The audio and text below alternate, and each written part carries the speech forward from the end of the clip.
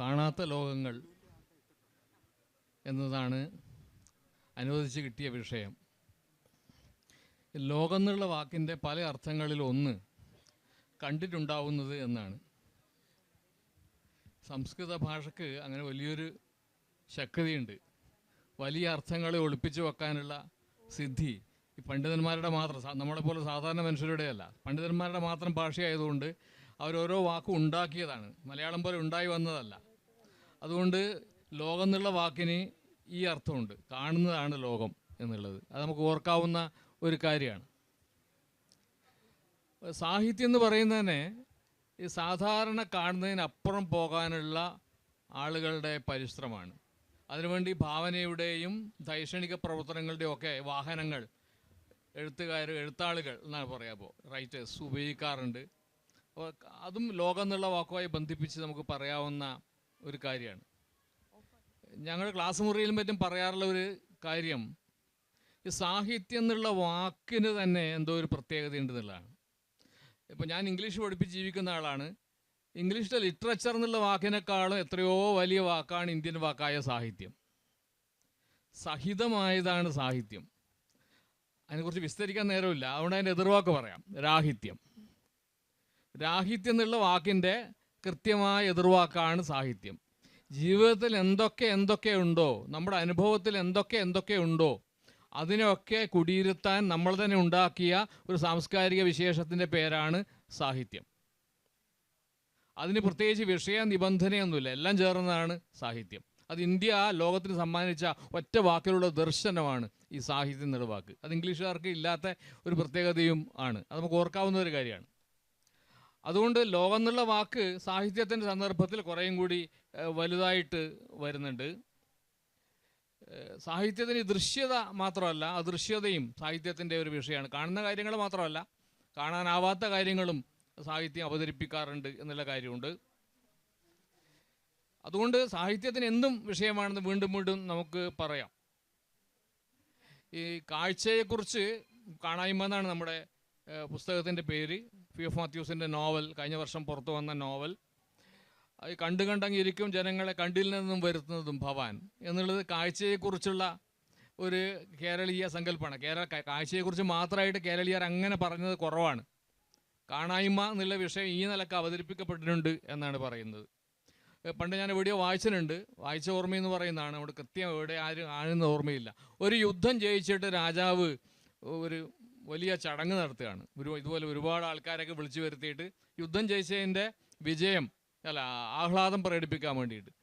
പക്ഷേ ആളുകളെ കണ്ടപ്പോൾ രാജാവിന് കരച്ചിൽ വന്നു എന്ന് മാത്രമല്ല, വന്ന കരച്ചിൽ നിർത്താനായില്ല.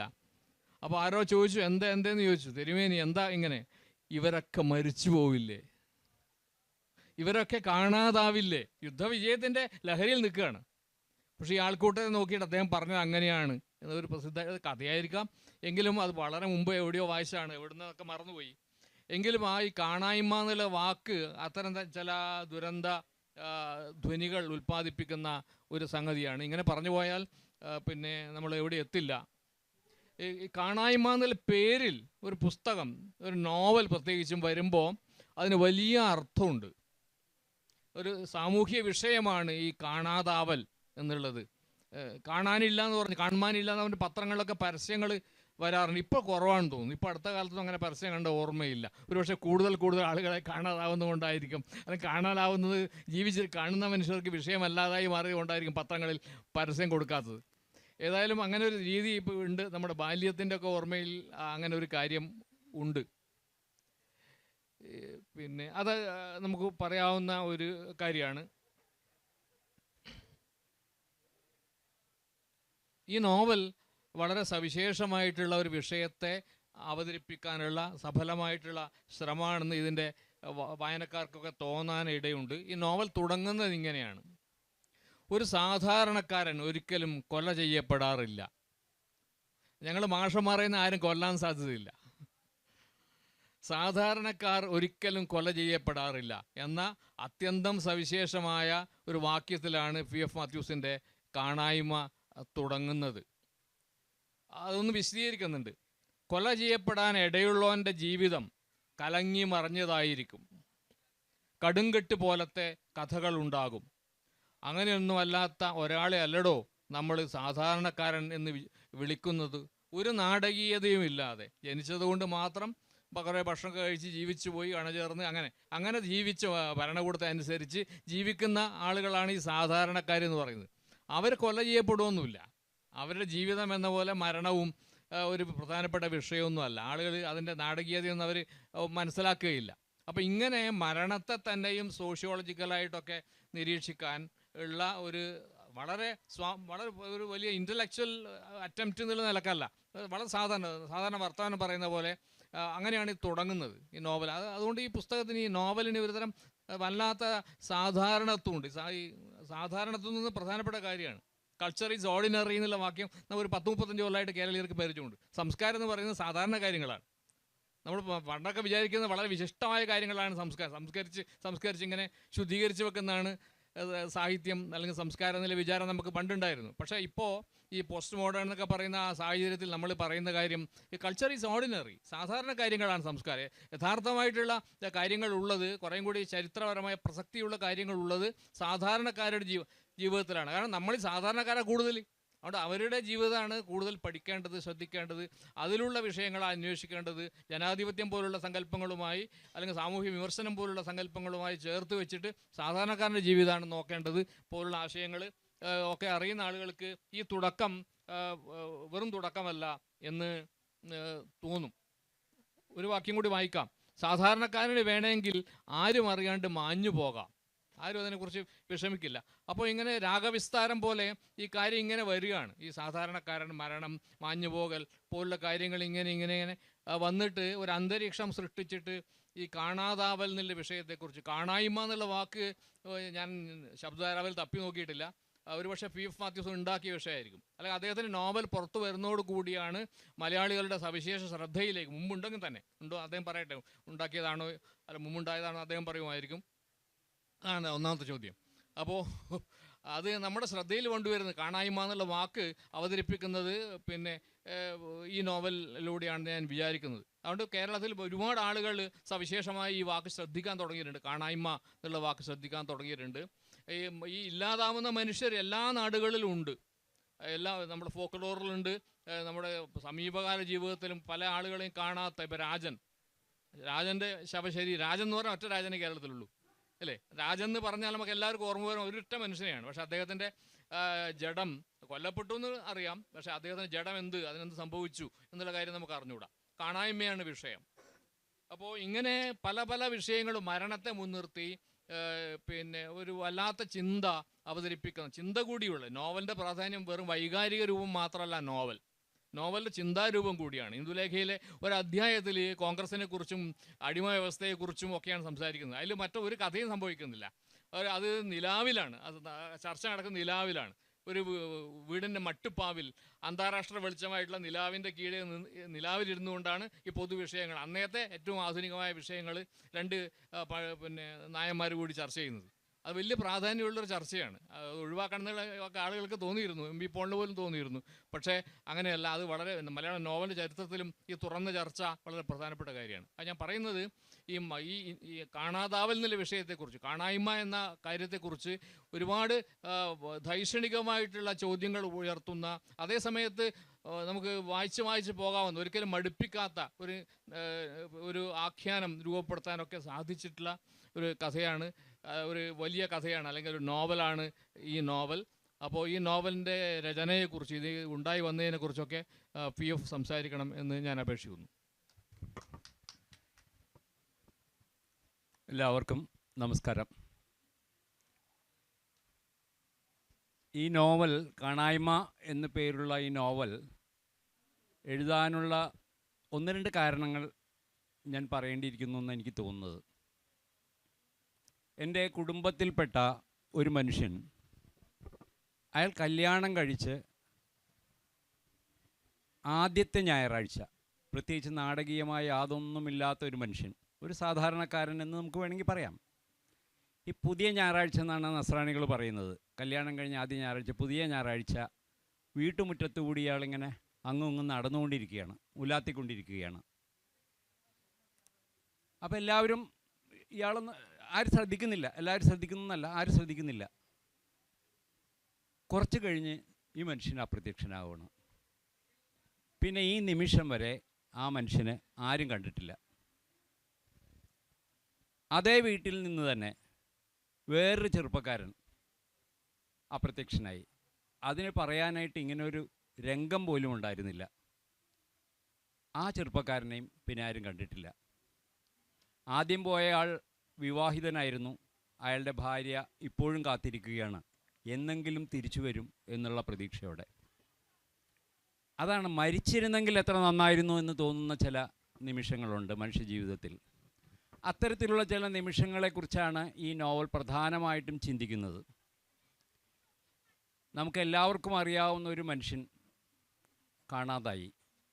ഇന്ത്യ വിഷൻ തുടങ്ങിയ കാലത്ത് അതിലെ വളരെ സുന്ദരനും ഊർജ്ജസ്വലനുമായ ഒരു റിപ്പോർട്ടറുണ്ടായിരുന്നു, സോണി ഭട്ടതിരിപ്പാട് എന്ന് പറഞ്ഞ പേരുള്ള. ഒരിക്കൽ കണ്ടാൽ മറക്കില്ല. ഇത്രയ്ക്ക് വിസിബിലിറ്റിയുള്ള ഒരു മനുഷ്യൻ ഒരു ദിവസം അപ്രത്യക്ഷനായി. അദ്ദേഹം തീവണ്ടി യാത്രയ്ക്കിടയിൽ അപ്രത്യക്ഷനായി എന്നാണ് പറയുന്നത്. ആ തീവണ്ടിയിൽ വെച്ച് അന്തരീക്ഷത്തിലേക്ക് മാഞ്ഞു പോകുന്നില്ലല്ലോ മനുഷ്യർ. കാലങ്ങൾ കഴിഞ്ഞ് അദ്ദേഹത്തിൻ്റെ ഭാര്യ പലവട്ടം പോലീസിനെയൊക്കെ സമീപിച്ചു. പക്ഷെ ആരോ പറഞ്ഞു അദ്ദേഹത്തിന് മനസ്സുഖമില്ലാത്ത ഒരാളാണ്, ചികിത്സയിലായിരുന്നു എന്നൊക്കെ പറഞ്ഞു. അതോടെ ഈ കേസ് ഉപേക്ഷിക്കാനായിട്ടുള്ള മതിയായ കാരണമായി. എന്തൊരു ദുരന്തമാണ് നോക്ക്. ഇത്രയ്ക്ക് വിസിബിലിറ്റിയുള്ള ഒരു മനുഷ്യൻ, നമ്മൾ എന്നും കണ്ടുകൊണ്ടിരുന്ന ഒരു മനുഷ്യൻ പെട്ടെന്ന് അപ്രത്യക്ഷനായി. അയാൾ എവിടെയാണെന്ന് ഇപ്പോഴും നമുക്കറിയില്ല. അതുപോലെ തന്നെ അനേകം വർഷങ്ങൾക്ക് മുമ്പ് ആലപ്പുഴയിൽ കളിച്ചുകൊണ്ടിരുന്ന ഒരു ബാലൻ, എനിക്ക് തോന്നുന്നു ആ കുട്ടിയുടെ പേര് രാഹുൽ എന്നോ മറ്റോണെന്ന് തോന്നുന്നു. ആ ബാലൻ ഇതുപോലെ തന്നെ അദൃശ്യനായി. കളിച്ചുകൊണ്ടിരിക്കുകയായിരുന്നു. കളിക്കളത്തിൽ നിന്ന് ഈ കുട്ടി തിരിച്ച് വീട്ടിലേക്ക് വന്നില്ല. എവിടെ പോയി എന്ന് ആർക്കും അറിയില്ല. കേരളം വളരെയധികം വാർത്താമാധ്യമങ്ങൾ വളരെയധികം ചർച്ച ചെയ്ത ഒരു വാർത്തയായിരുന്നു അത്. ആ കുട്ടിയുടെ അച്ഛൻ ദീർഘകാലം ഈ കുട്ടിയെ അന്വേഷിച്ച് നടന്നു. ഒടുക്കം എനിക്ക് തോന്നുന്നു 2022 മറ്റാണെന്നോ അദ്ദേഹം മരിച്ചു. ആത്മഹത്യയാണെന്നാണ് എനിക്ക് തോന്നുന്നത്. കാണാതാവൽ എന്ന് പറയുന്നത് ചെറിയൊരു കാര്യമല്ല അത്. ഇത്രയും വർഷം ആ മനുഷ്യൻ ആ കുഞ്ഞിനെ, ആ മകനെ അന്വേഷിച്ച് നടക്കുമായിരുന്നു. ഇനി അങ്ങോട്ട് തുടർന്ന് ജീവിക്കേണ്ടതില്ലെന്ന് തീരുമാനിക്കാൻ തക്കവണ്ണം ശക്തമായൊരാഘാതമായി ഈ കാണായ്മ അദ്ദേഹത്തിന് മാറിക്കഴിഞ്ഞിരുന്നു. ഏതാണ്ട് എൻ്റെ നോവലിൻ്റെ തുടക്കം അവിടെ നിന്നാണ്. ഈ ആലപ്പുഴയിൽ കളിക്കളത്തിൽ നിന്ന് മറഞ്ഞു പോകുമ്പോൾ 6 വയസ്സോ മറ്റോ ആണ് ആ കുട്ടിക്കുണ്ടായിരുന്നത്. ആ കുട്ടി ആ പത്രമാധ്യമങ്ങളിലൂടെ എൻ്റെ ഉള്ളിൽ അന്നു മുതലേ ജീവിക്കുന്നുണ്ട്, കാലങ്ങളായി എൻ്റെ മനസ്സിലുണ്ട്. ആ കുട്ടിക്ക് ആ ബാലന് ഞാൻ ഒരു പേരിട്ടു, ബാലു എന്ന് പേരിട്ടു. ബാലൻ എന്നിടാൻ പറ്റില്ല, കുറച്ചുകൂടി നല്ലത് ബാലു എന്ന് പേരിടുന്നതാണ്. അങ്ങനെ അവനൊരു ബദൽ ജീവിതം ഉണ്ടാക്കാനായിട്ട്, അവൻ ജീവിക്കാത്തൊരു ജീവിതം, എൻ്റെ മനസ്സിൽ മാത്രമുള്ളൊരു ജീവിതം, അങ്ങനൊരു ജീവിതം അവൻ ഉണ്ടാക്കി കൊടുക്കാനായിട്ടുള്ളൊരു ശ്രമം ഞാൻ നടത്തി. അങ്ങനെയാണ് ഈ നോവലിൽ നായകൻ ഉണ്ടാകുന്നത്. അതേപോലെ തന്നെ ആ ഒരു പറമ്പിൽ കളിച്ചുകൊണ്ടിരിക്കെ അപ്രത്യക്ഷനാവുന്നതാണ്. അപ്പോൾ ഈ ബാലു എന്ന കഥാപാത്രം, അയാൾ ജീവിക്കാത്ത ജീവിതം ജീവിക്കുന്നതായിട്ടാണ് ഈ നോവൽ സങ്കല്പിക്കുന്നത്. പണ്ട് യൂങ് പറഞ്ഞിട്ടുണ്ട്, മനുഷ്യർ വളരെ ദുഃഖിതരാണ്. അവർ ജീവിക്കാത്ത ജീവിതത്തെ ഓർത്ത് ദുഃഖിതരാണ്. അതൊരു മനുഷ്യനുള്ളിൽ അസംഖ്യം മനുഷ്യരുണ്ടെന്ന് പൊതുവെ പറയാറുണ്ടല്ലോ. നമ്മൾ മറ്റൊരു ജീവിതം ജീവിക്കാൻ ആഗ്രഹിക്കുന്നു. നമുക്ക് വേറെ ഒത്തിരി സാധ്യതകളുണ്ട്. ആ സാധ്യതകൾ ഉപയോഗിച്ച് മറ്റൊരു ജീവിതം ജീവിക്കാൻ നമ്മൾ ആഗ്രഹിക്കുന്നു. പക്ഷെ ഒരിക്കലും നമുക്ക് ആ ജീവിതത്തിലേക്ക് എത്തിപ്പിടിക്കാൻ പറ്റുന്നില്ല. നമ്മൾക്ക് ഇഷ്ടമില്ലാത്തൊരു ജീവിതമാണ് നമ്മളിപ്പോൾ ജീവിച്ചുകൊണ്ടിരിക്കുന്നത്. അതുകൊണ്ട് തന്നെ മനുഷ്യരെല്ലാവരും ദുഃഖിതരാണ് എന്ന് യൂങ് പറഞ്ഞിട്ടുണ്ട്. അത് പലപ്പോഴും സത്യമാണെന്ന് എനിക്ക് തോന്നിയിട്ടുണ്ട്. അപ്പോൾ ഈ അത്തരം നമ്മൾ ജീവിക്കാത്ത ജീവിതങ്ങളെ കണ്ടെത്തൽ കൂടിയാണ് നോവൽ രചനയിലും ഈ കഥാരചനയിലും ഒക്കെ സംഭവിക്കുന്നത് എന്നാണ് എനിക്ക് തോന്നുന്നത്. സാധ്യതകളാണ് മനുഷ്യ ജീവിതത്തിൻ്റെ അസംഖ്യം സാധ്യതകളിൽ ഒന്ന് നമ്മൾ കണ്ടെടുക്കുകയാണ് ഈ നോവലിലൂടെ ചെയ്യുന്നതെന്ന് എനിക്ക് തോന്നുന്നു. അങ്ങനെയുള്ളൊരു സഞ്ചാരമാണ് ഞാൻ ഇതിലൂടെ നടത്തിയത്. അതുപോലെ തന്നെ ഈ രാജഗോപാൽ പറഞ്ഞതുപോലെ കാണുന്നതിനപ്പുറം മറ്റ് ചില കാര്യങ്ങളുണ്ട്, സാഹിത്യത്തിലുണ്ട്. ഞങ്ങൾ ഫോണിൽ സംസാരിച്ചപ്പോൾ ഇവിടെ എന്താണ് സംസാരിക്കേണ്ടതെന്ന് ഒരു ധാരണയില്ലാതെ ഞങ്ങനെ ഇരിക്കുമ്പോഴാണ് രാജഗോപാൽ എനിക്കൊരു വോയിസ് മെസ്സേജ് അയച്ചത്. സാഹിത്യത്തിലാണെങ്കിലും ഒരു നിരൂപകൻ കാണുന്നതിനപ്പുറമുള്ള, കാണാത്തതിനെ തേടി കണ്ടെത്തുന്ന ഒരു പ്രവൃത്തി കൂടി അനുഷ്ഠിക്കുന്നുണ്ട് എന്ന് പറഞ്ഞു. അത്തരത്തിലുള്ള ഒരു പ്രവൃത്തി എല്ലാ സർഗാത്മകതയുള്ളവരും ചെയ്യുന്നുണ്ടെന്നാണ് എനിക്ക് തോന്നുന്നത്. ഇപ്പോൾ മരണം ഒരു കഥയ്ക്ക് അവസാനമാകാം. ഈ കാണായ്മ എന്ന ഒരവസ്ഥ ഒരിക്കലും ഒരു അന്ത്യമല്ല, അതൊരു ആംബിഗ്വസ് ആയിട്ടുള്ള അവസ്ഥയാണ്. ഈ ആംബിഗ്വിറ്റിയാണ് കലയ്ക്ക് അനിവാര്യമായും വേണ്ടത് എന്ന് എനിക്ക് എപ്പോഴും തോന്നിയിട്ടുണ്ട്. എല്ലാം വളരെ കൃത്യമായിട്ട് ഡിഫൈൻ ചെയ്ത് ചതുരത്തിൽ ചിന്തിച്ച് യുക്തിഭദ്രമായിട്ട് ആവിഷ്കരിക്കുന്ന ഒരു കഥയിൽ നമുക്ക് കൂടുതലൊന്നും കണ്ടെത്തേണ്ടി വരുന്നില്ല. മുഴുവൻ വിട്ടുതരാത്ത ധാരാളം തുളകളുള്ള മിസ്റ്ററിയുള്ള ഒരു കഥയിലാണ് നമ്മൾ വായനക്കാരൻ കൂടുതൽ പണിയെടുക്കേണ്ടി വരുന്നത്. അത്തരത്തിലുള്ള കഥകളാണ് വീണ്ടും വീണ്ടും വായിക്കപ്പെടുന്നത്, അത്തരത്തിലുള്ള നോവലുകളാണ് വീണ്ടും വീണ്ടും വായിക്കപ്പെടുന്നത്. നമുക്കറിയാം 1605-നും 1615-നും എഴുതപ്പെട്ട ഡോൺ കിഹോട്ടെ അദ്ദേഹം എഴുതുന്നത് ധാരാളം ജനപ്രിയ സാഹിത്യം വായിച്ചിട്ടായിരുന്നു. ആ ജനപ്രിയ സാഹിത്യം ആണ് അദ്ദേഹത്തെ കൊണ്ട് അത് എഴുതിപ്പിച്ചത്. പക്ഷെ അത് എഴുതി കഴിഞ്ഞപ്പോൾ ധാരാളം തുളകളുള്ള ഒരു കഥയായിട്ട് അത് മാറുകയാണ് ചെയ്തത്. വീരസാഹസികതയുള്ള എന്നാൽ അതേസമയം പരിഹാസ്യനായ ഒരു കഥാപാത്രമായിട്ട് മാറുകയാണ് അദ്ദേഹം. അതുപോലെ വായിക്കപ്പെടുന്ന എല്ലാ കൃതികളിലും, വീണ്ടും വീണ്ടും വായിക്കപ്പെടുന്ന എല്ലാ കൃതികൾക്കും ഇത്തരം പറയാത്ത ധാരാളം വശങ്ങളുണ്ടാവും എന്ന് തന്നെയാണ് എനിക്ക് തോന്നുന്നത്. ഞാൻ ദർശനങ്ങളുടെ കാര്യം മാത്രമല്ല ഉദ്ദേശിക്കുന്നത്. ബഷീറിൻ്റെ ശബ്ദങ്ങൾ എടുത്താലും അദ്ദേഹം പറയാതെ ബാക്കി വെച്ച കുറേ കാര്യങ്ങൾ നമുക്ക് വായിച്ചെടുക്കാൻ പറ്റും എന്നാണ് എനിക്ക് തോന്നുന്നത്.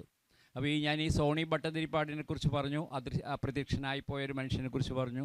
അദ്ദേഹത്തിൻ്റെ ഒരു സമാന്തരമായ ഒരു ജീവിതം ഞാൻ പലപ്പോഴും സങ്കല്പിച്ചിട്ടുണ്ട്.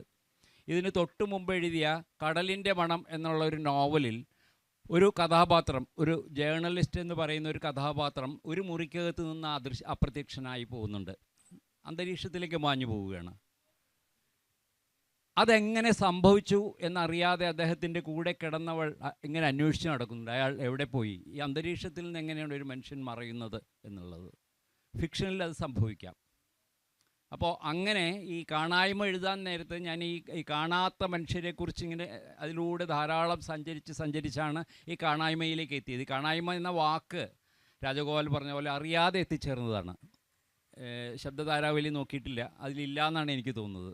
ഒരു പക്ഷേ എഴുത്തിനിടയിൽ എഴുതിപ്പോയതായിരിക്കാം. ഏതായാലും ആ പേര് തന്നെ ഉപയോഗിച്ചാൽ, നോവലിന് ഉപയോഗിച്ചാൽ മതി എന്ന് ഞാൻ തീരുമാനിക്കേണ്ടി ചെയ്തത്. തൽക്കാലം ഇത്രയും ഞാൻ പറഞ്ഞു വയ്ക്കുന്നു. എനിക്ക് സംസാരിച്ച് തുടങ്ങിയപ്പോഴുള്ള ഉത്സാഹം ഇപ്പോഴില്ല.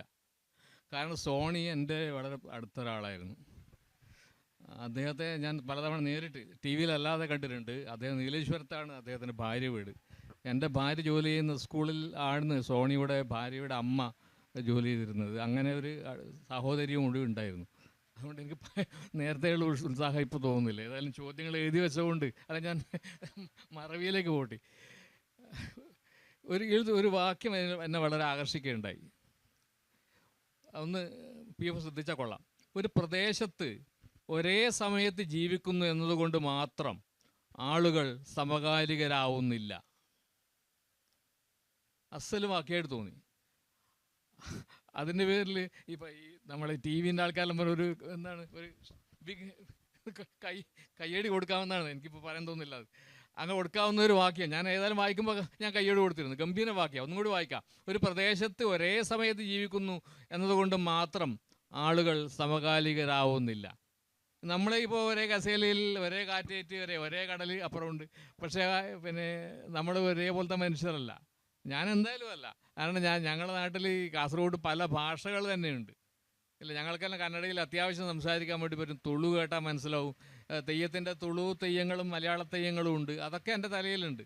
അപ്പോൾ നമ്മൾ ഒരേ കാലത്ത് ജീവിക്കുന്ന ആളുകളാണെങ്കിലും ഒരേ സംസ്ഥാനത്ത് ജീവിക്കുന്ന ആളുകളാണ്, അങ്ങനെയല്ല. മാത്രമല്ല നമ്മുടെ അനുഭവങ്ങളും വ്യത്യസ്തമാണ്. അപ്പോൾ ഡോക്ടർമാരുടെ നോട്ടത്തിൽ നമ്മൾ ഒരുപോലെ ആയിരിക്കും. പക്ഷേ സോഷ്യോളജിക്കലായിട്ട് നോക്കുന്ന സമയത്ത്, ലിംഗ്വിസ്റ്റിക്സിൻ്റെ രീതിയിൽ നോക്കുന്ന സമയത്ത് നമ്മൾ അങ്ങനെയല്ല. അതുകൊണ്ട് ഞാൻ പി എഫിനോട് ഇതൊന്ന് വിശദീകരിക്കാൻ പറ്റുമോ നോക്കി. ഇതെന്തുകൊണ്ട്, എങ്ങനെയാണ് ഈ വാക്യം, ആ സന്ദർഭം എനിക്കിപ്പോൾ ഓർമ്മിക്കാൻ പറ്റുന്നുണ്ടോ അല്ലേ, നോവലിസ്റ്റ് ഓർമ്മിക്കുമെന്ന് എനിക്കറിയില്ല. ഏതായാലും 124 പേജിലാണ് ഉള്ളത് ആ വാക്യം. ഒരു പ്രദേശത്ത് ഒരേ സമയത്ത് ജീവിക്കുന്നതുകൊണ്ട് മാത്രം ആളുകൾ സമകാലികരാവുന്നില്ല. ഒരു വിശദീകരണം ആവശ്യപ്പെടും, സർക്കാർ ആവശ്യപ്പെടുന്ന പോലെ. ഈ നോവലിൻ്റെ ഏത് സന്ദർഭത്തിലാണ് ഇത് എഴുതിപ്പോയതെന്ന് എനിക്കറിയില്ല എന്നുള്ളതാണ് എൻ്റെ സത്യം. അത് വീണ്ടും ആ നോവൽ എടുത്ത് വായിച്ചിട്ട് മാത്രമേ എനിക്കത് പറയാൻ സാധിക്കുകയുള്ളൂ. അതിപ്പോൾ ആ വാചകം കേട്ടപ്പോൾ എനിക്ക് തന്നെ സംശയം, ഇത് ഞാൻ തന്നെ എഴുതിയതാണോ എന്ന്. അത് ഗംഭീരമായിട്ടുള്ളൊരു വാക്യം. നമ്മൾ ഈ ലോക സാഹിത്യത്തിന് ചില സ്റ്റേറ്റ്മെൻറ്റ്സ് കൊടുക്കുമല്ലോ, അങ്ങനെ കൊടുത്തു എന്ന് വിചാരിക്കാവുന്ന നമ്മുടെ ചെറിയ ഭാഷയാണ്. അത് നമ്മുടെ ഏതർത്ഥത്തിൽ നമ്മുടെ ഭാഷ ചെറുതായതുകൊണ്ടോ സാഹിത്യം ചെറുതായതുകൊണ്ടല്ല, വിവർത്തനങ്ങൾ നമുക്ക് കുറവാണ്.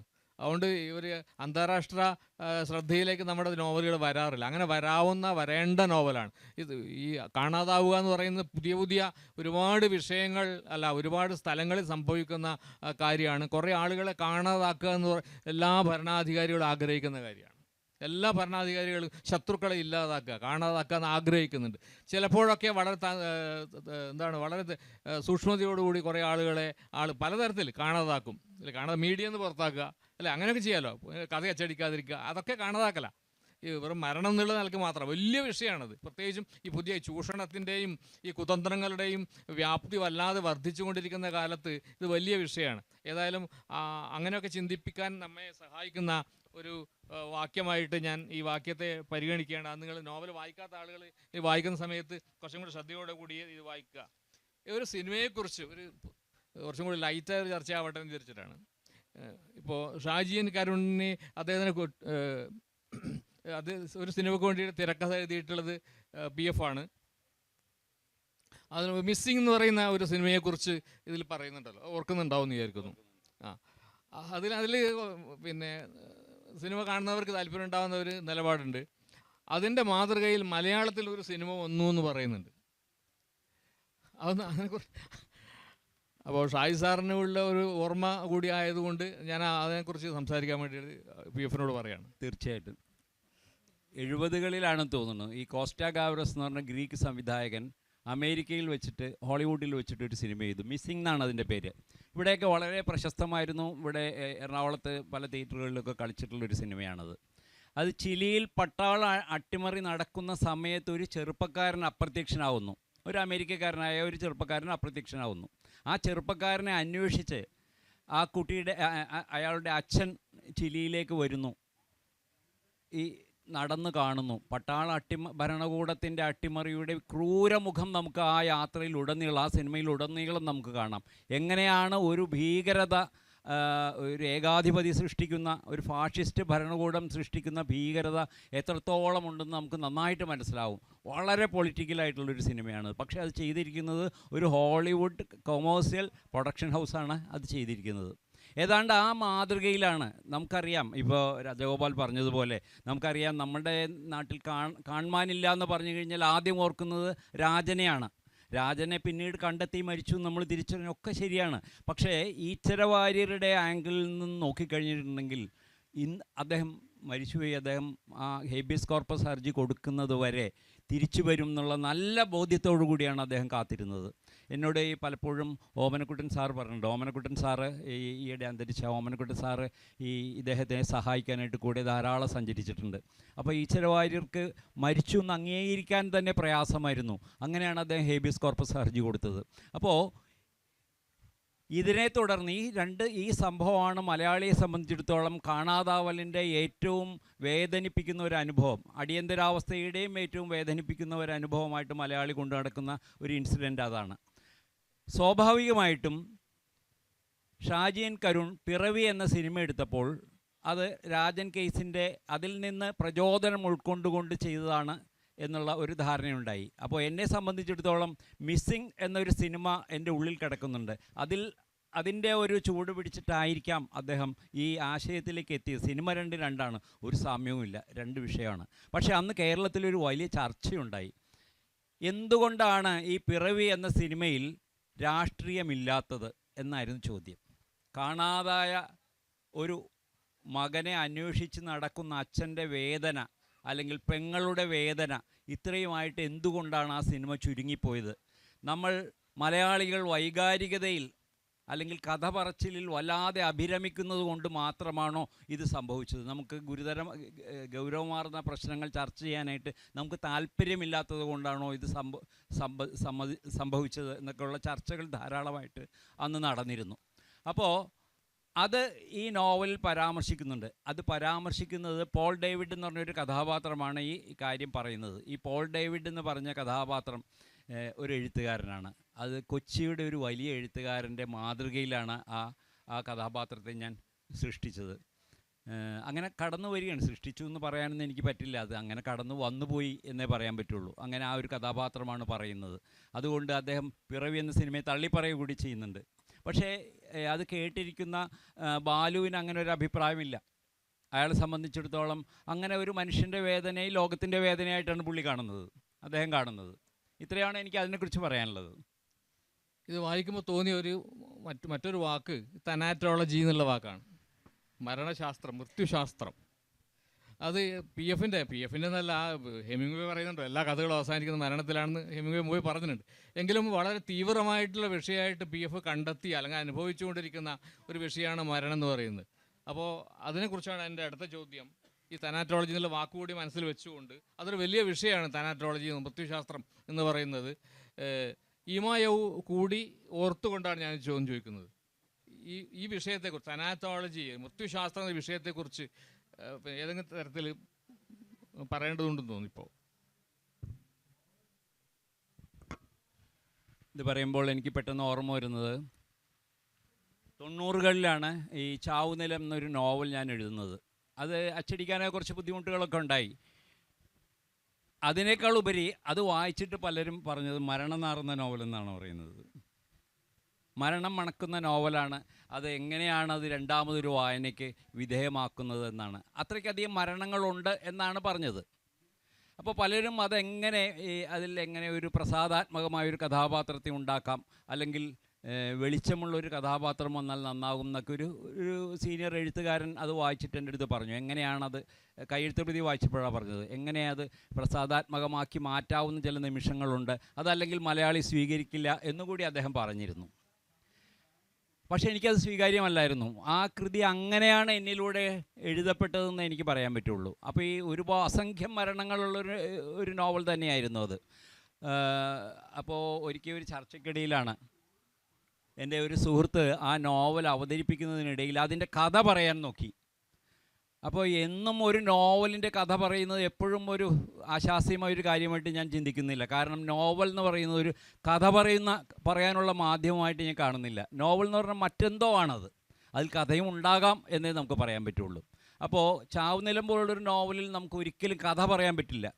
അപ്പോൾ അതുകൊണ്ട് അദ്ദേഹം അത് നറേറ്റ് ചെയ്ത് കഴിഞ്ഞപ്പോൾ ഓരോ ഘട്ടങ്ങളിലും, ആ നോവലിൻ്റെ അന്ത്യം വരെയുള്ള ഓരോ ഘട്ടങ്ങളിലും ഒന്നോ അതിലധികമോ മരണം അതിൽ സംഭവിക്കുന്നുണ്ട് എന്ന് അദ്ദേഹത്തിന് പറയേണ്ടി വന്നു. അപ്പോൾ എനിക്ക് തോന്നി, ഈ നമ്മുടെ പലപ്പോഴും റിവ്യൂ ഓൺലൈനൊക്കെ വന്നപ്പോൾ അതിൻ്റെ റിവ്യൂ എഴുത്തുകാർ ചെയ്യുന്നത് ഒരു നോവൽ വായിച്ചിട്ട് അതിൻ്റെ കഥ എഴുതുക എന്നുള്ളതാണ്. പലപ്പോഴും പഴയ നിരൂപകരൊക്കെ അത് ചെയ്തിട്ടുണ്ട്. ഒരു നോവലിൻ്റെ കഥ എഴുതുക, എന്നിട്ട് അതിൻ്റെ ഗുണദോഷ വിചാരങ്ങൾ നടത്തുക. അത് നിരൂപണമേ അല്ല എന്നാണ് എനിക്ക് തോന്നിയിട്ടുള്ളത്.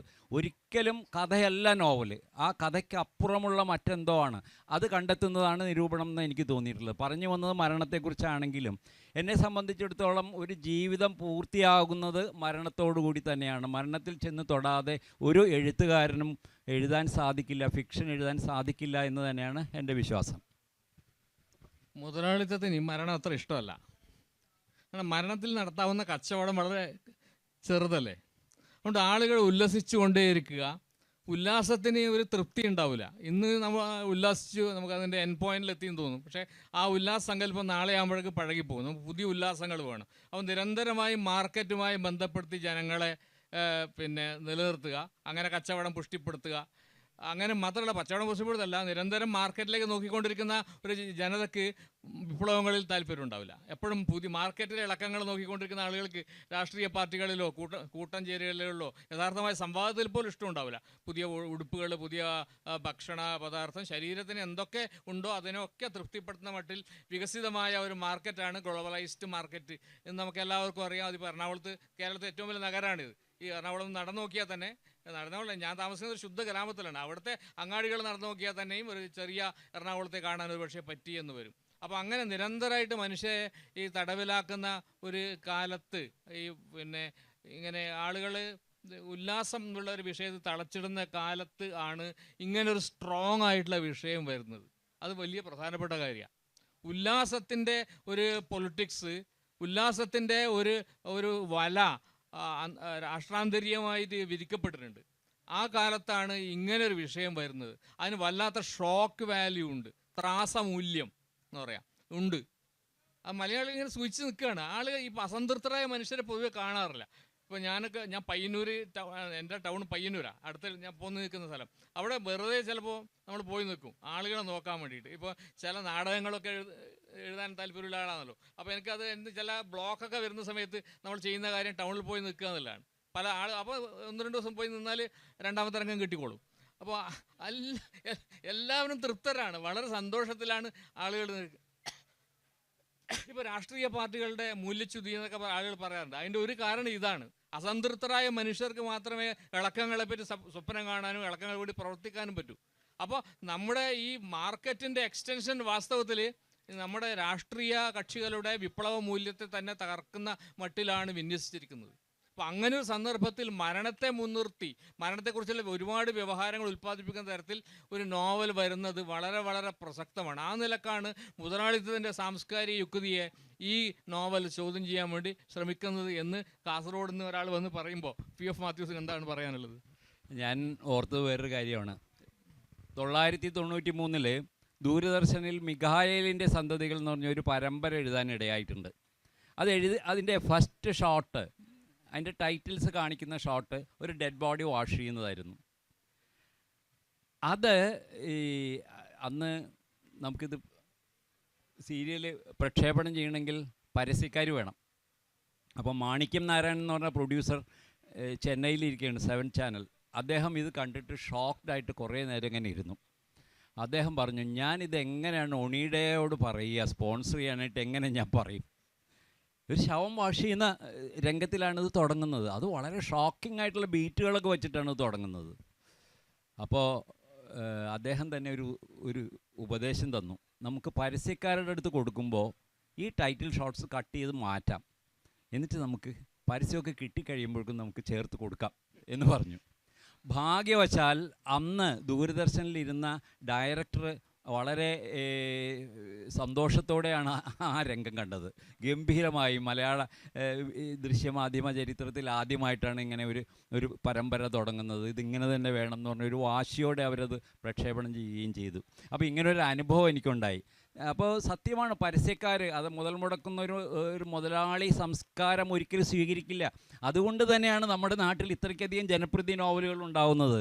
10,000-കണക്കിന് കോപ്പികൾ ഒറ്റ ഇതിൽ വിറ്റഴിയപ്പെടുന്ന ജനപ്രിയ നോവലുകൾ ഉണ്ടാകാൻ കാരണം മനുഷ്യരെ സുഖിപ്പിച്ച് കിടത്തുക എന്നുള്ള, അല്ലെങ്കിൽ മയക്കി കിടത്തുക എന്നുള്ള ഒരൊറ്റ കാരണത്താലാണ്. ഇങ്ങനെ മയക്കി കിടത്തിയാലാണ് ഒരു ഫാഷിസ്റ്റ് ശക്തികൾ മയങ്ങിക്കിടക്കുന്ന ഒരു ജനതയുടെ മേൽ തേരോട്ടം നടത്താൻ വളരെ എളുപ്പവുമാണ്. അങ്ങനെയുള്ളൊരു സാഹചര്യത്തിലൂടെയാണ് നമ്മൾ കടന്നു പോകുന്നത്. എനിക്ക് തോന്നുന്നു എൻ്റർടൈൻമെൻറ്റിനെ നമ്മളിപ്പോൾ പേടിക്കണം എന്നാണ് എനിക്ക് തോന്നുന്നത്. എൻ്റർടൈൻമെൻ്റ് അല്ല, എൻഗേജ്മെൻറ്റ് തന്നെയാണ് നമുക്കിപ്പോൾ വേണ്ടത്. ഇത് ഇനിയിപ്പോൾ ഞങ്ങൾ രണ്ടുപേരും മാത്രം സംസാരിച്ചാൽ പോരാ, ഇവിടെ ഇരിക്കുന്ന ആളുകൾക്കൊക്കെ സംസാരിക്കാവുന്ന ചെറിയ സമയമേ ഉള്ളൂവെങ്കിലും, അതുകൊണ്ട്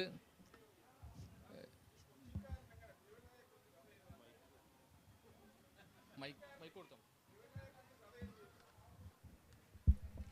മൈക്ക് തിരുവല്ലയെക്കുറിച്ച് അതെങ്ങനെ സാർ കൊച്ചിക്കാരനല്ലേ? അതെ. തിരുവല്ലയെ കുറിച്ച് എങ്ങനെ ഒരു കഥ എഴുതിയോ? എഴുതിയില്ലേ? ഒരു പ്രായമുള്ള മനുഷ്യന്റെ തിരുവല്ല സാറല്ലേ? പിന്നെ അങ്ങനെ പറയുന്നതിൽ വല്ല അർത്ഥമുണ്ടോ?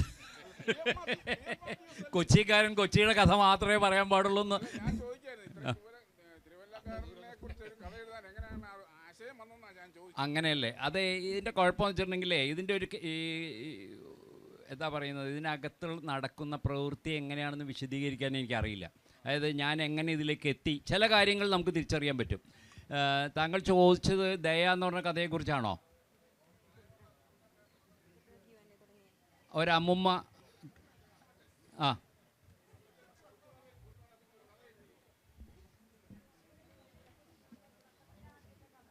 എനിക്ക് കത്തിയില്ല.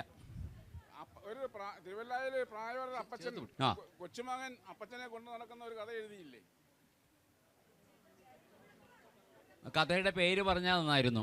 പേര് ഞാൻ പെട്ടെന്ന് മുഴക്കമാണോ? മുഴക്കം അതെ അതെ മുഴക്കമാണോ? ആ, അതിൽ ഒരു തിരുവല്ല ഒരു സംസ്കൃതി അതിലേക്ക് വന്നിട്ടില്ല കേട്ടോ. അതിനപ്പുറമുള്ള കുറേ കാര്യങ്ങളാണ് പറഞ്ഞത്. അത് മനുഷ്യൻ്റെ ജീവിതാവസാനം പൊള്ളയായ മുഴക്കം പോലും വല്ലാതായി തീരുന്ന ഒരു അവസ്ഥയെക്കുറിച്ചാണ് അത് ആ കഥ പറയുന്നത് തന്നെ.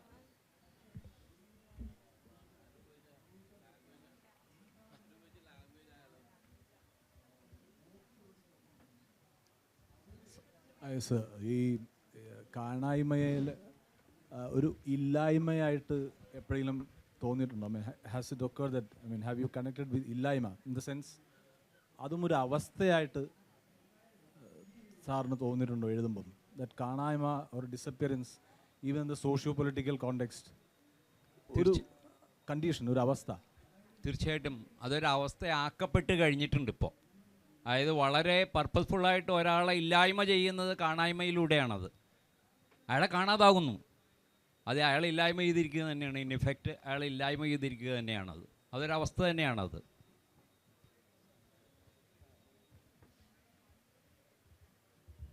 ഹലോ സാർ, ഞാനും ഒരു കഥ എഴുതാൻ ഇങ്ങനെ ശ്രമിക്കുന്നുണ്ട്, സിനിമക്കൊക്കെ വേണ്ടിയിട്ടാണ്. അപ്പോൾ ഞാൻ അനുഭവിക്കുന്നൊരു പ്രശ്നം എന്ന് പറഞ്ഞു കഴിഞ്ഞാൽ, നമ്മൾ എഴുതി വരുമ്പോൾ അത് നമ്മുടെ തന്നെ കഥയിപ്പോൾ നമുക്കൊരു വേറൊരാളെക്കുറിച്ച് എഴുതുമ്പോൾ എത്രമാത്രം, അല്ല വേറൊരു സംഗതി എഴുതുമ്പോൾ എത്രമാത്രം ആധികാരികമായിട്ട് എഴുതാൻ പറ്റുമെന്ന് അറിയില്ല. അപ്പോൾ സാറിൻ്റെ ഒരു ഉപദേശം എന്ന നിലയിൽ. നമ്മളെക്കുറിച്ച് തന്നെ എഴുതി കഴിഞ്ഞാൽ എല്ലാം നമ്മൾ എഴുതുന്നതെല്ലാം ആത്മകഥയായി മാറിപ്പോവില്ലേ? അത് നമ്മൾ അവരനെ കാണാൻ സാധിക്കുമ്പോഴാണല്ലോ നമ്മൾ എഴുത്തിലേക്ക് വരുന്നത് തന്നെ. നമ്മൾ ജീവിക്കാത്ത ജീവിതം കാണാൻ, ഞാൻ ആദ്യമേ പറഞ്ഞതാണ്, നമ്മൾ ജീവിക്കാത്ത ജീവിതം നമ്മൾ കണ്ടെത്തുമ്പോഴാണ് അതൊരെഴുത്തിലേക്ക് പോകുന്നത്. അതല്ലെങ്കിൽ ഒരു ആത്മവിവരണം മാത്രമായി പോകും, ആത്മകഥ എഴുത്ത് മാത്രമായി പോകില്ലേ?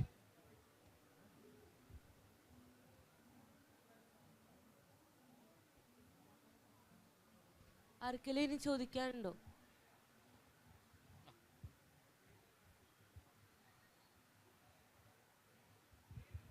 ഹായ് സാർ, എൻ്റെ പേര് ഹസ്ന. സാറ് പറഞ്ഞല്ലോ മരണം തൊടാതെ ഒരു ഫിക്ഷനും കംപ്ലീറ്റ് ആയിട്ടില്ല എന്നുള്ളത്.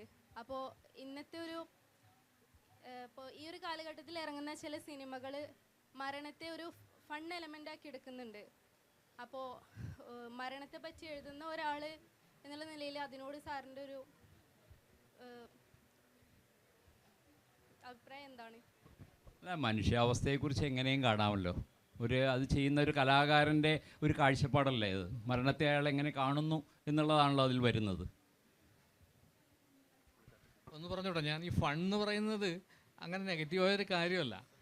എല്ലാറ്റിലും ഒരു ഫണ്ണുണ്ടെന്നാണ് എനിക്ക് തോന്നുന്നത്. എല്ലാറ്റിലും ഉണ്ട്. വളരെ ഗൗരവത്തിലുള്ള ഒരു സന്ദർഭത്തിലും ഫണ്ണിൻ്റെ ഒരു അംശം ഉണ്ടാവും.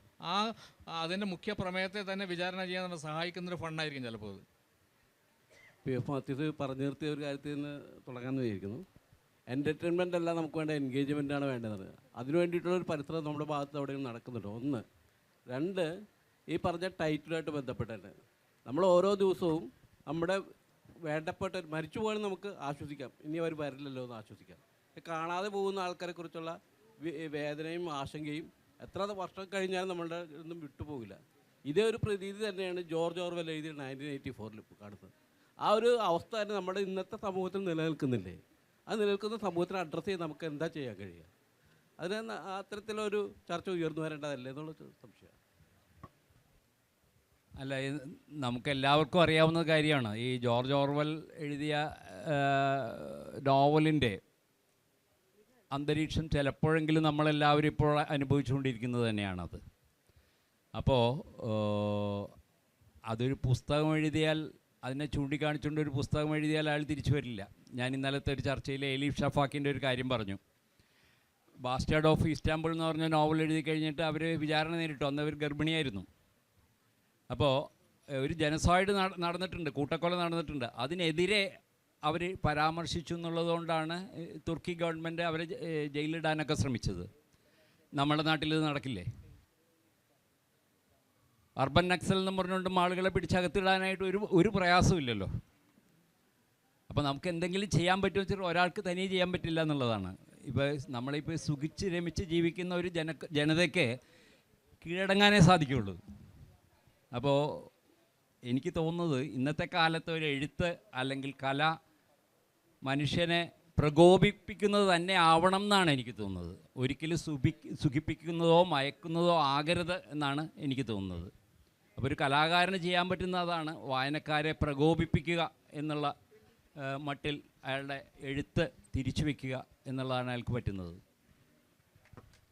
സാറ് ഒരു സംശയം, ഇതിനകത്ത് അങ്ങയുടെ കഥാപാത്രം വാനിഷ് ചെയ്യുകയാണ്, എവിടേക്കോ പോവുകയാണ്, അപ്രത്യക്ഷമാവുകയാണ്. അപ്പോൾ ഇതൊരു ഇറ്റ്സ് എ ഫിക്ഷൻ. അപ്പോൾ അങ്ങേക്ക് ഇത്, അപ്പോൾ that means it's A tragic end, it's absolutely it's A tragedy. അപ്പോൾ ഇത് കോണ്ടിന്യൂ മേക്ക് എങ്ങനെയെങ്കിലും ആ കഥാപാത്രം ഈ ഫിക്ഷനിൽ ആ കഥാപാത്രം അപ്പിയർ ചെയ്യുന്നതായിട്ട് അങ്ങേക്ക് എഴുതിക്കൂടെ? അല്ലെങ്കിൽ ഒരു ദിവസം is appearing, one day is coming back. അതാക്കുമ്പോൾ അതിനകത്തൊരു നമുക്ക് ഡിഫറെൻറ്റ് ഫീലിംഗ്.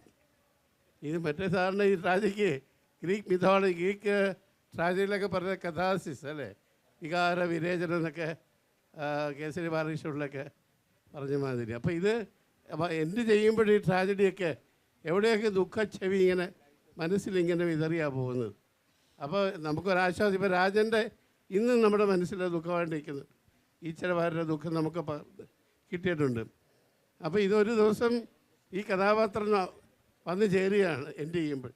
അങ്ങനെ അങ്ങേക്ക് ആക്കിക്കൂടെ ഇത്?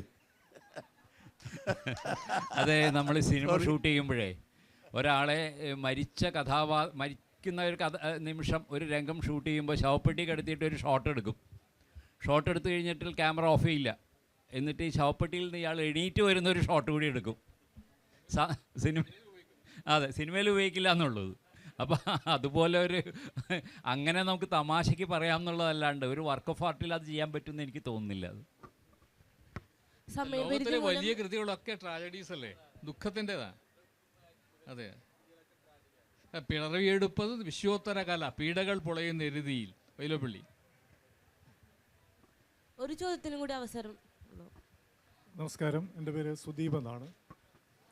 അടുത്ത കാലത്ത് വായിച്ച ഏറ്റവും മനോഹരമായ നോവലുകളിലൊന്നാണ് കാണായ്മ.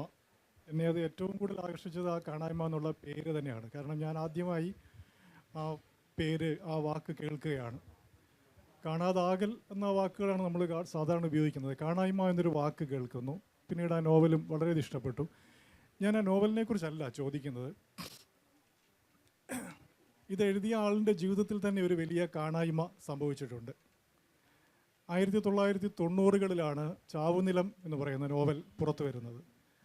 മലയാള സാഹിത്യം വായിക്കുന്നവരും മലയാള സാഹിത്യത്തെക്കുറിച്ച് എഴുതുന്നവരും പഠിക്കുന്നവരും ഒന്നും കാണാതിരുന്ന ഒരു നോവൽ കൂടിയാണത്. ഒരു കാണായ്മ സംഭവിച്ച നോവലാണ് യഥാർത്ഥത്തിൽ ചാവുനിലം. ചാവുനിലം കണ്ടു തുടങ്ങുന്നത് യഥാർത്ഥത്തിൽ 2010 എൻ്റെ ഒരു ഓർമ്മ.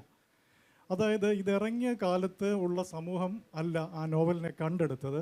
പിന്നീട് വന്ന ഒരു തലമുറയും പിന്നീട് വന്നൊരു സമൂഹവും പുറകിലേക്ക് പോയി ആ നോവലിനെ കണ്ടെടുക്കുകയും വീണ്ടെടുക്കുകയുമാണ് ചെയ്തത്. അപ്പോൾ മലയാള സാഹിത്യത്തിൽ മാത്രമല്ല എല്ലാ സാഹിത്യത്തിലും ഈ രീതിയിലുള്ള ചില കാണായ്മകൾ സംഭവിക്കുന്നുണ്ട്. ഇപ്പോൾ എഴുതപ്പെടുന്ന ഒരു കൃതിയും ഇനിയും ഒരു 20-25 വർഷങ്ങൾക്ക് ശേഷമായിരിക്കും ചിലപ്പോൾ അടുത്ത തലമുറയായിരിക്കും കണ്ടെടുക്കുന്നത്. ഇതേ കാലത്ത് തന്നെ, അതായത് എഴുതപ്പെടുന്ന കാലത്ത് ഒരു പുസ്തകം, ഒരു കൃതി, ഒരു വർക്ക് ഓഫ് ആർട്ട് വായിക്കപ്പെടാനും അത് കാണായ്മയിലേക്ക് പോവാതിരിക്കാനും എന്താണ് ഒരു സമൂഹം ചെയ്യേണ്ടത്? സുദീപ് എഴുത്തുകാരനാണ്, ചെറുകഥാകൃത്താണ്, 2 സമാഹാരങ്ങൾ ഇറക്കിയിട്ടുള്ളതാണ്. അദ്ദേഹം പറഞ്ഞത് വളരെ സത്യമായിട്ടുള്ള കാര്യമാണ്. പക്ഷേ ഇതിന് മറുപടി പറയേണ്ടത് സത്യം പറഞ്ഞാൽ നിരൂപകനായ രാജഗോപാലാണ്. സമൂഹം കാണാതായി പോയ കൃതികളെ ചില പ്രത്യേക സന്ദർഭങ്ങളിൽ വീണ്ടെടുക്കും. 2 തരത്തിലാവാം. ഇന്ദുലേഖ നമ്മൾ പണ്ട് പ്രേമകഥയായിട്ടൊക്കെ വായിച്ചത്. പിൽക്കാലത്ത് അങ്ങനെയല്ല എന്ന് മനസ്സിലായല്ലോ. പുതിയ പ്രസക്തിയോടുകൂടി നമ്മൾ കണ്ടെടുക്കും. മാത്രമല്ല തീർത്തും വിസ്മൃതമായി പോയ, മൃതി എന്നുള്ള വാക്ക് വിസ്മൃതി രണ്ടും വളരെ ബന്ധമുള്ളതാണ്. അങ്ങനെ ആയിപ്പോയ കൃതികളെ തന്നെയും മറവിയിൽ നിന്ന് വീണ്ടെടുക്കുന്ന അനുഭവങ്ങളുണ്ടല്ലോ. നമ്മുടെ സമൂഹത്തിന് ആവശ്യം അങ്ങനെ വരും തീർച്ചയായിട്ടും. ഇപ്പോൾ പിന്നെ ഇന്ദുലേഖയുടെ വലിയ വെളിച്ചത്തിൽ മങ്ങിപ്പോയ ചില കൃതികളുണ്ട്. അതൊക്കെ നമ്മൾ ഇപ്പോൾ വീണ്ടെടുക്കുന്നുണ്ട്. അങ്ങനെയുള്ള ഒരുപാട് പുസ്തകങ്ങൾ. ഇപ്പോൾ ചിന്ത ഒരു നോവൽ പഴമ എന്ന് പറയുന്ന പരമ്പര 10-12 നോവലുകളുടെ അക്കാലത്ത് ഇന്ദുലേഖ മാർജിനലൈസ് ചെയ്ത കൃതികളുടെ ഒരു പരമ്പര ചിന്താ പ്രസാധകർ കുറച്ച് വർഷം മുമ്പ് ഇറക്കുകയുണ്ടായി. വളരെ പ്രധാനപ്പെട്ട ഒരു പ്രവർത്തനമാണത്. അങ്ങനെ വരും, സമൂഹം വീണ്ടെടുക്കും. അങ്ങനെ എക്കാലത്തേക്കും പോയി എന്ന് വിചാരിച്ചുകൂടാ. ഇപ്പോൾ ഞാൻ ഈ മരണക്കുറിപ്പുകളെ കുറിച്ചൊരു പുസ്തകം എഴുതുന്നുണ്ട്, ഈ ഒബിച്ചറി. അപ്പോൾ നമ്മൾ വളരെ വിചിത്രമായ ഒരുപാട് കാര്യങ്ങൾ ഈ PF-ൻ്റെ സ്വാധീനത്തിലാണെന്ന് വേണമെങ്കിൽ ഇപ്പം എനിക്ക് തോന്നുന്നു. അത് ഞാൻ അങ്ങനത്തെ ചില വിഷയങ്ങൾ തൽപരനായതുകൊണ്ട് മാതൃഭൂമി പത്രത്തിൻ്റെ പിന്നെ മാത്രം അത് സൗകര്യമാണ് നോക്കാൻ, ഡീറ്റെയിൽസ് ചെയ്തിട്ടുണ്ട്, അത് നോക്കാൻ സൗകര്യമാണ്. അപ്പോൾ അതിൻ്റെ ഒരു പൈസ കൊടുത്താൽ അവർ നോക്കാൻ വിടും. അപ്പോൾ ഓരോ കാലത്ത് ഓരോ പതിറ്റാണ്ടിലും വരുന്ന ന്യൂസിൻ്റെ വ്യത്യാസം, അങ്ങനെ ഒരുപാട് കാര്യങ്ങളാണ്. അപ്പോൾ അതൊക്കെ അങ്ങനെ വീണ്ടെടുക്കും. നമ്മുടെ ഒബിച്ചറി പോലും വീണ്ടെടുക്കാനുള്ള സാധ്യത ഉണ്ട്. പണ്ട് വളരെ VIP ഉള്ള മരണം മാത്രമേ റിപ്പോർട്ട് ചെയ്യപ്പെടാറുള്ളൂ, വളരെ പ്രധാനപ്പെട്ട ആളുകളുടെ. വിദ്വാൻ പി കേളനാരെ കുറിച്ച് ഞാൻ എപ്പോഴും എഴുതാറുണ്ട്, നാടകം എഴുതിയിട്ടുണ്ട്. അപ്പോൾ അദ്ദേഹത്തിൻ്റെ ചരമക്കുറിപ്പുകൾ നമ്മൾ മാതൃഭൂമി തപ്പിയപ്പോൾ 5 ചരമക്കുറിപ്പുകൾ മാത്രമേ ഉള്ളൂ. ഇപ്പോൾ മരിച്ച ആളുകളുടെ അവകാശമാണ് പത്രത്തിൽ വരിക എന്ന് പറയുന്നത്. അദ്ദേഹം അറിയുന്നില്ല എന്നേ ഉള്ളൂ, അല്ലേ? മരിച്ച ആളുകളുടെ അവകാശം എല്ലാ ഒരുപാട് എഡിഷൻസ് ഉണ്ട്, എല്ലാ ചരമ വാർത്തയും വരും, വലിയ പ്രാധാന്യമുള്ള. അപ്പോൾ അങ്ങനെ ഒരു വീണ്ടെടുപ്പിൻ്റെ സംഗതി ആ കാലത്ത് ഒബിച്ചറിയുന്ന വാർത്ത പോലും ആളുകൾക്ക് ഇഷ്ടമില്ലാത്തതാണ്. പക്ഷെ അതുപോലും വീണ്ടെടുക്കപ്പെടാൻ ഇടയുള്ള ഒരു കാലമാണ്. വീണ്ടെടുക്കപ്പെടും, നമുക്ക് പറയാം, ഏത് ദിവസം ഡേറ്റ് ഒന്നും പറയാൻ പറ്റില്ല. വീണ്ടെടുക്കപ്പെടും, ജനങ്ങൾക്ക് ആവശ്യം വരുമ്പോൾ വീണ്ടെടുക്കപ്പെടും.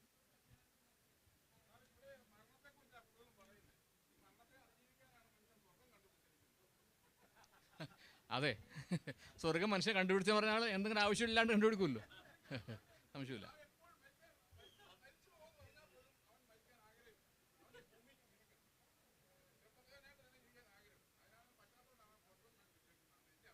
അല്ല, നമ്മൾ തുടർച്ചയാണെന്ന് വിചാരിച്ചാൽ പ്രശ്നമൊന്നുമില്ല.